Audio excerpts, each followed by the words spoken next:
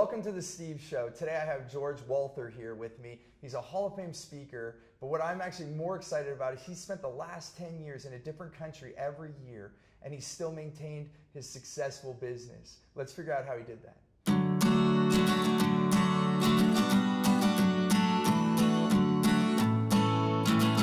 So George, it's so great to have you on the show. You know, we've passed in the hall. It's an adventure. Oh, it is. It's always an adventure, and I love that you say that. You know, author and adventure. That, you know, that's what's on his card. It's amazing.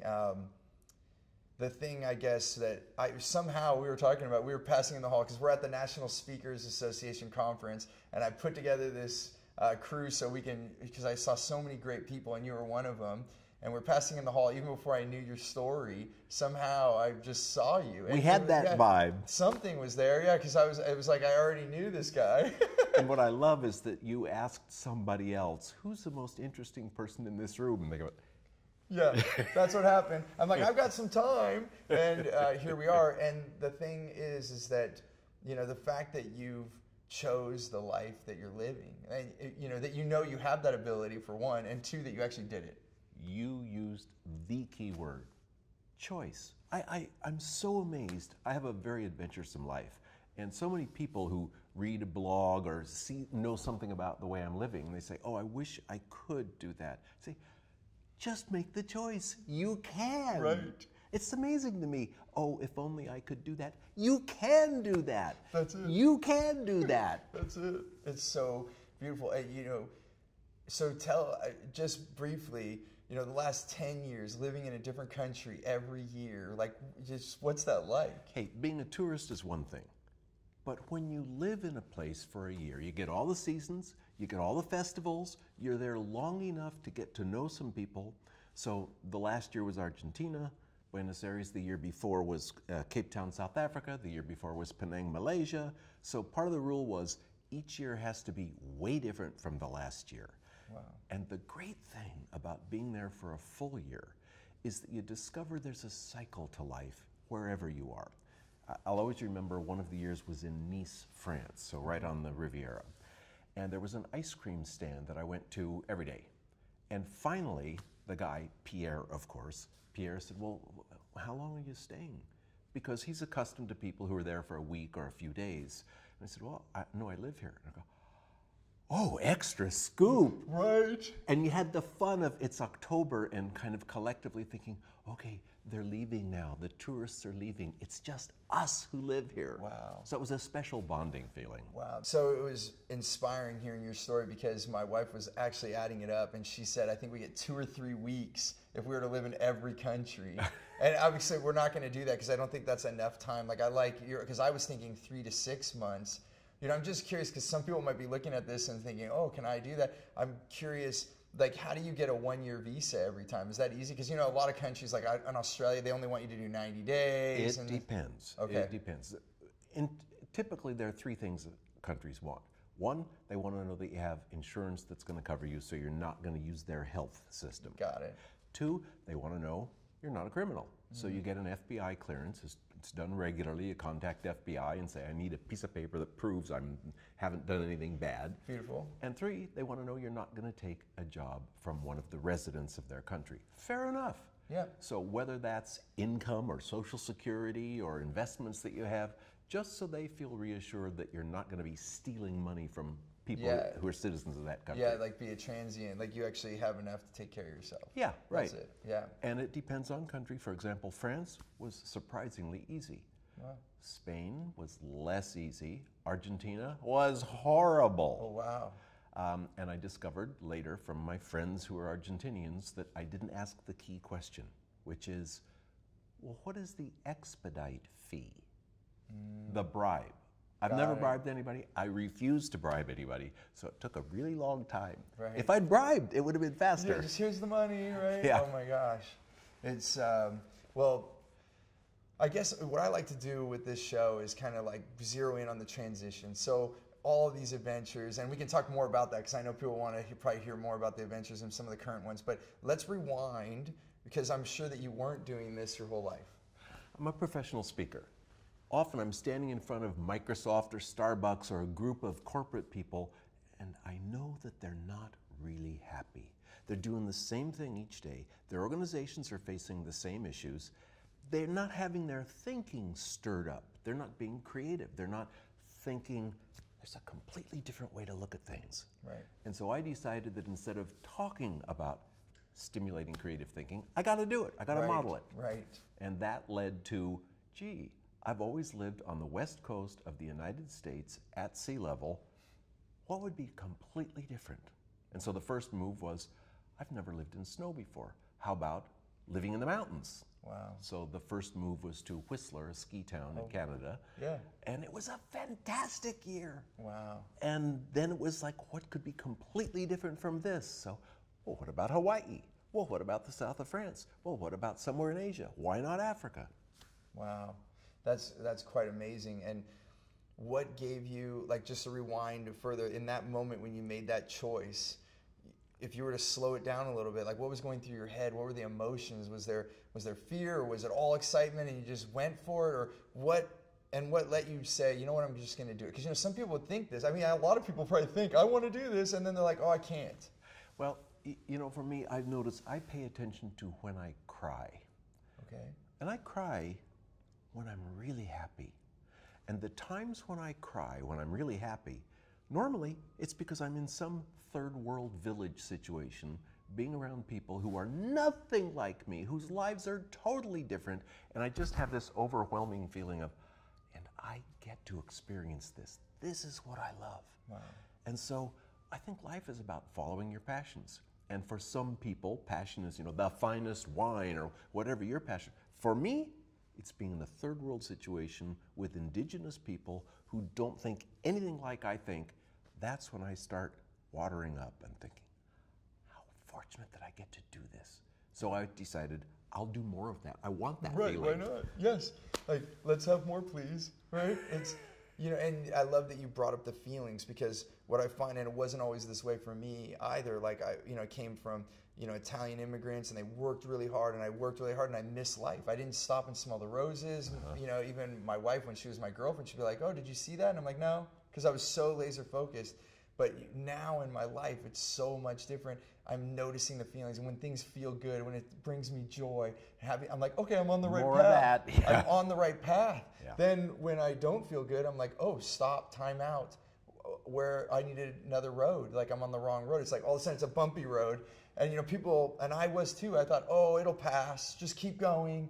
And now I'm like, no, there's another road. What other, it's like, get the map out, where's the other road? So you can still have your dream, but you pick a different road. And I do that by feeling, so I'm so glad that you noticed that. And my biggest feeling about it is when someone says, but weren't you afraid to do that? Or wasn't it a daunting task? And I think, I know something wonderful is going to happen. Right. And it does, so long as you decide that whatever happens will be wonderful. So Okay. Yeah. I've had a lot of miserable experiences that anybody would say, that was horrible. But I've decided that, how wonderful. I didn't get to do this if I were just living a normal life. Right. I want things to be way off the scale, both directions. I want to experience the full breadth of life. Well, it's called, the word calibration comes to mind, because when you calibrate something, if it was your job, you're gonna want, like, even like a stereo. Have you ever gotten a stereo and you're like, okay, what does it sound like all the way up? What does it sound like all the way down? Exactly. Okay, let's find That's the right. Life. Yes.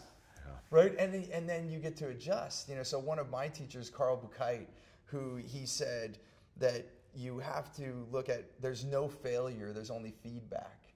And I love that saying. It's just that, you just adjust. So you turn it there. Oh, that's too loud. Okay, choose again. Right? And here we are talking about choice, what we started this interview with. Okay, choose again. I'm going to choose a little lower. Oh, that's too low. Okay, what do I get to do? I get to choose again. And see, that's the ultimate thing, is that you get to keep choosing. So if you choose something, okay, so what if it doesn't work? It's all choice. Right. I recently, one of my recent adventures was to go hitchhiking in Namibia. Now, I like hitchhiking because, first of all, primarily open-hearted people who want to be helping, they'll pick you up. But Namibia, which is just up the coast from South Africa, is a pretty desolate place. And I thought, well, I'm going to go hitchhiking there. And people said, no, you can't hitchhike. There's nobody to pick you up. It's a deserted country. I said, yeah, but I only need one. I walked 22 miles with not a car passing. Not that they passed and didn't pick me up. There was no car. Oh my gosh. And in the middle of the night, when I finally realized I'm going to be sleeping beside this road, out of the dark came headlights, and a guy said, "You cannot stay here." I said, "But I'm not, I have made a little fire, keep animals away. I'm not hurting anything." He says, "No, no. The leopards kill my cattle every night here.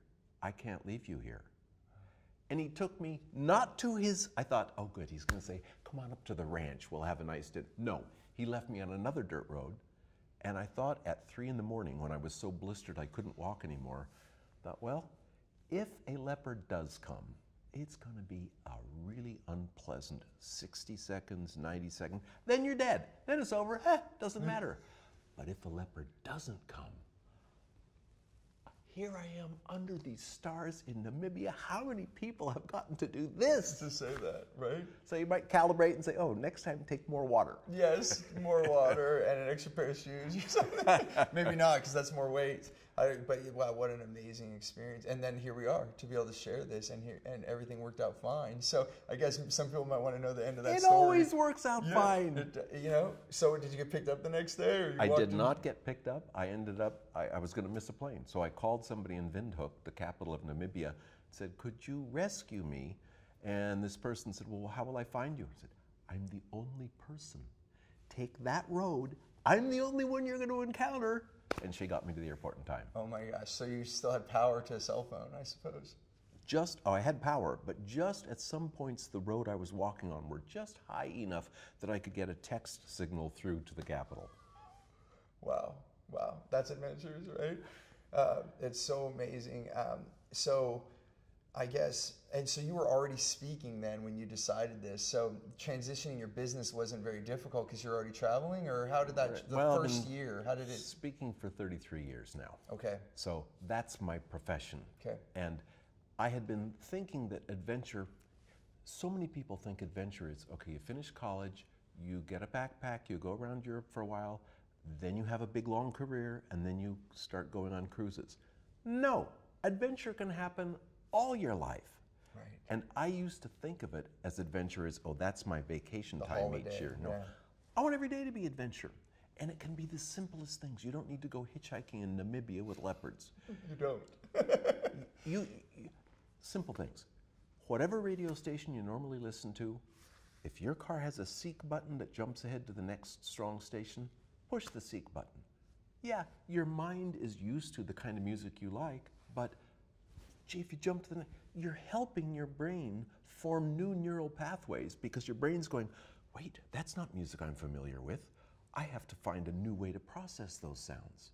Here's one of my favorites. Go to a restaurant tomorrow for lunch. Don't order what you love, order the date.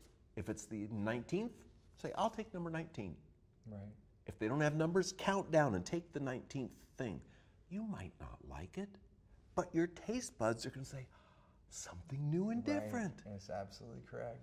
You know, I do that in the car, and I just, right when you said that about the music, I was with my family. It was a summer day, so we had the windows down. We were kind of slow because we were in town, and I hit that, and a Spanish station came on. We're in California, so that happens a lot. But it was a mariachi band just playing, and at first my kids were like, "What are you doing, Dad? Leaving that on?" I'm like, "No, this sounds really. Doesn't this sound good?" And we were all going to it, and then the kids started tapping their leg with it, and we were all having fun, and you know.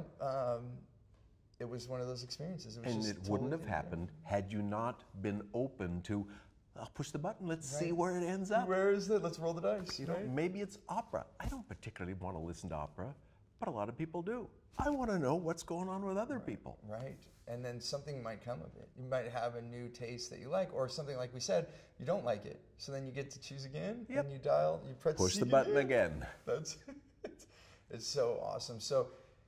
So you made this transition quite easy because you're speaking. So it also helps being open. But I guess I'm just curious, did it change the business? Like, so over this last 10 years, how did your business change? Or did it? Or was it the same? Well, it changed because my focus in speaking changed. Okay. Rather than saying, here's how to be more successful at business, because I've written a bunch of books on how to communicate more effectively, typically appealing to sales and customer service and leaders. Okay. I changed from, wait a minute, being good at business does not mean that you have a good life. That's one dimension of your life. Right. But what gets ignored is those adventuresome aspects of life. So it changed my speaking because I talked about more what was in my heart, my passion. Sure, I can help you with some techniques about how to sell better or serve customers better, but my passion is how to live a more full life. That's beautiful. So now you're getting, so you did really embrace everything then. Your speaking went to your heart, your adventure was in your heart, like you started to live. Open it up, yeah. All the way. That's beautiful. I think we can all take, and this is primarily what happened in my life now, choosing life. And that's why I'm glad that I get to share this time with you, because, here they get to listen to me a lot, and then to hear another perspective of someone that's actually done. In the same vein. Right. We're in sync. Yeah, it's beautiful. So what happened as you started this and started to do each year? Like I guess what's the biggest thing in that moment of change? Like if you were to look at it, and to share with the audience here, what can they look for? Like how can they help themselves? Because that's that tripping point where people choose to go or not go. It's like, oh, there's the door. Do I open it or not open it? So what advice would you give? I know you're going to say just do it, but I mean, what can they do to experience or to feel easier about making it happen? Does that make sense? I mean, how do you take a bigger step than you really feel comfortable? I mean, the simplest thing, ordering something by number. Right. You'd think, oh, gee, but what if it's something I don't like? Just take that step that's bigger than you want to take, and each time you take that bigger step, you think, it worked out okay, and I got exposed to something new, or that's a radio station I would never have chosen. And eventually work your way up. I mean, don't start by hitchhiking in Namibia, but gradually increase, always stepping just outside your comfort zone. That makes total sense, and in alignment with what I think, because I was just in the hotel here. I was walking, and I decided to do this shoot, and I didn't have a crew, and now we have a crew. Thank you, crew. Yay! And and they're local to here, and it all just came, and I said, life is easy. My life is easy, and I didn't always believe that, but now that's how it is. And just the same as you said, taking that extra step. The more that I focus on my feelings and taking those steps, I just notice how easy it is. It just keeps coming, and it gets faster and faster and easier, like it just unfolds. And you and I, as males, aren't so close to our hearts for most of the time. Mm-hmm. And when we find that, let the female part of us play, right. I think, wow, that's a whole other dimension to life that men typically don't experience. Got to be successful. Work hard. Let's break the rock. Hold it. Life is passing. Right. And life is far too short. Right. Let both of it come out. Yeah, and you should only break rocks in business if you're in the mining business. Or if you love, if you're making gems, or you love rocks, but if you're not... Look what's in that rock. Yes, that's when you break rocks. But other than that, if you find yourself trying to break rocks, then you should find another path. That's like Bruce Lee said, be water, my friend. Go around the rock, under it, over it. That's beautiful. What out of everything, what do you think is there a favorite moment or a pinnacle over the last 10 years? What is there one moment that just is over the rest? No. Each moment is, what's going to happen next? And for example, right now I live in Colorado. Of all the exotic places, not Monaco, not Malaysia, but people say, well, where are you going to live next? That's the great thing. I have no idea. Yay! Something exciting will happen. Right. And often, because of my travels, I've now been in 122 countries, just because that's my passion. And people typically say, well, what's your favorite? My favorite? I haven't been to my favorite yet. The favorite thing for me is always the unknown. What's the next place going to be like?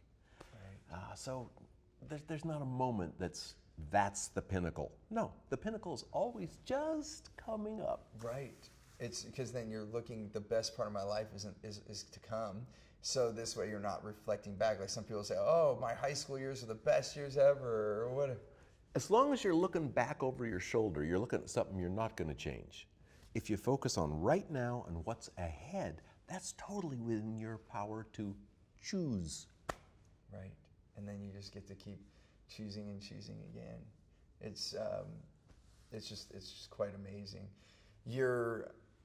I think your story will continue to inspire more and more people to hopefully to do it. I mean, that's the thing I want to come back to that you kind of touched on, and one thing that I say I think is, again, another thing in alignment, is the best parenting advice that I was given was become who you want your children to be. That's great. Right? Yeah.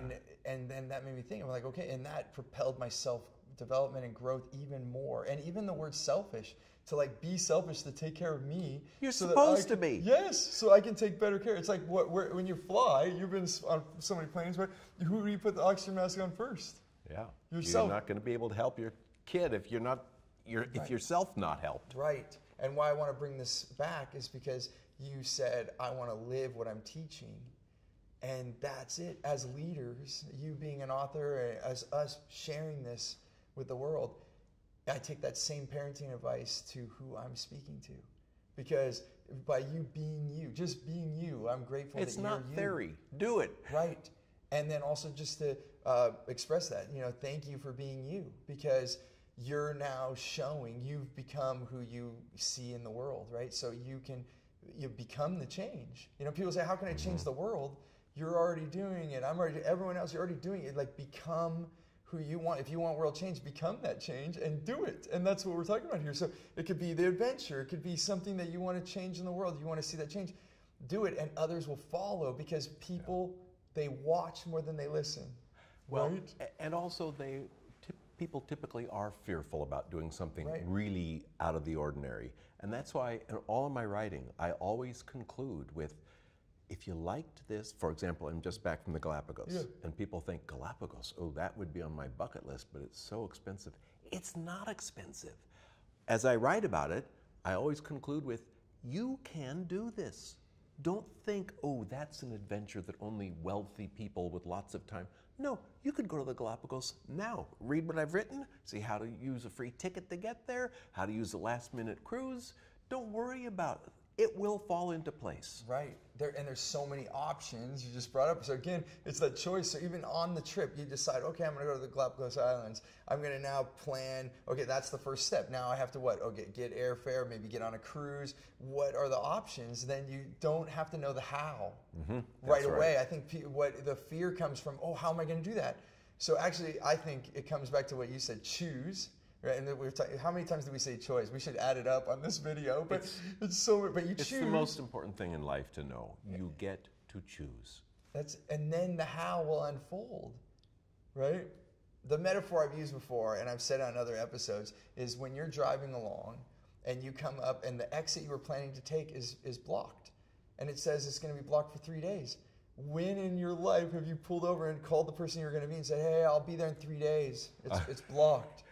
There's always another way. Right? You're going to get on the road immediately. If you're in your car, you're going to go look for the next exit, circle back, find your way, and this is what we need to do in our life. Right? So I think just if to break this into steps from what I'm hearing from you, is you book that trip. You're like, okay, I want to go there. Then you first write it on your calendar, I would say, and then now start unfolding the how with options. The how will unfold. It will. Yeah. You could even say, okay, this month I can afford the plane ticket. Okay, buy that. I don't have a hotel yet, but you know what? I'm going to wait for that next thing, and then I'll buy, I always go with airfare first, because sometimes you can find the better deals, or sometimes the last minute airfare, though, works as well. Right, I mean, or mileage. For mileage. I went, it was the strangest thing, because this Galapagos trip is fresh. Very strangely, I looked at the availability calendar for award miles, and it happened to be United Airlines. No, they didn't have anything available in the saver category. But I thought, well, they've got 9 pages of possible flight combinations. And on page 8, oh my God. Yes, there were saver. Not only that, this is crazy, business class was cheaper, fewer miles than coach. So I go, let me think. Same flights. How could this be? It was 45,000 miles in coach, 35 in business. Wow. Went business. And then when I get there, my feeling is, if there's a Marriott that happens to be free, and next door is a youth hostel that's $30, I'm going to the youth hostel. Because if you And so many people think, oh, but that's for young people. No, there are plenty of, I'm 68, there's no problem with me being at a youth hostel. I love it when I get there because I can see it's full of people who are typically in the early 20s. They're excited about life, they're exploring our planet, there's just a level of excitement. And then I come in and they go, ooh, that guy's old, what's he doing here? But an hour later, they're saying, ask him, he's done it. Oh my gosh, yeah, right? And I love knowing that I can be completely comfortable with these kids who are on their first adventures. Right, and to be a story, now they're like have more belief in themselves and their adventures, and maybe they'll keep going instead of doing what people say, oh, when I'm young I can do that, then I have to do my work block, and then I can go have fun again when I have a cane. Yeah. You know, one of my friends... On the old cruise with the old people. Right. One of my friends who got to retire early, he did really well, and he bought a property in the Caribbean, and he was getting off the plane, and as he got off the plane, he realized there was a row of wheelchairs all the way up. You know, the part that takes you up, I forget what they call that, the part that attaches the jetway thing. The jetway, yep, thank you. And they had all the thing, and he looked back, and he saw all the people, and he said, I'm so glad that I'm able to do this now while I still have my legs. While alive, live. I had cancer 2 years ago, prostate, typical for a man of my age. Prostate was removed, I have zero cancer. Wow. But it certainly left me thinking, why would I wait until old age? Live now. Right. For goodness sakes, you have the choice to live now or put it off until you've finished with your career or other important business. No, this is the business of life. It is. And I'm so grateful that we're able to share this moment together, and I hope to have more with you, and because there's so many things we could talk about. I'm curious, is there one thing, like if you know, if we were only to meet this one time and this was it, and we never got to see each other again, is there one, and you can only tell me one thing, what would it be? The world that you see each day is a really tiny part of the world. Why not find out what the rest of it is like? And it doesn't have to be to a remote, primitive place. Just go someplace. I'm such an advocate of traveling because it exposes your brain to completely new smells and sights and accents and differentness, and you want that. It's growing your brain. Don't let, I mean, you wouldn't waste away without ever exercising. Right. With your brain, give it a chance to come out and play and exercise and do new things. As well. Yeah, that's beautiful. Thank you, George. It's been a pleasure. And I know that people might want to connect with us. So if you have a site that you can give me, I can put that here that they can link to. It's very simple. adventureatanyage.com. Beautiful. Adventureatanyage.com. And I'll put the link there for you. And because I always invite people, let us know what you gained from this. You know, what was the wow moment? Because we like to hear that as people that share, and you know, and you're writing books. It gets us up in the morning to know what we're sharing with the world. That we're making a difference. That's it. And also, if you have questions, different things, that also helps us because then we know what you need help with. So please do share. And remember, as always, as we part for today, choose gratitude and create freedom. Thank you.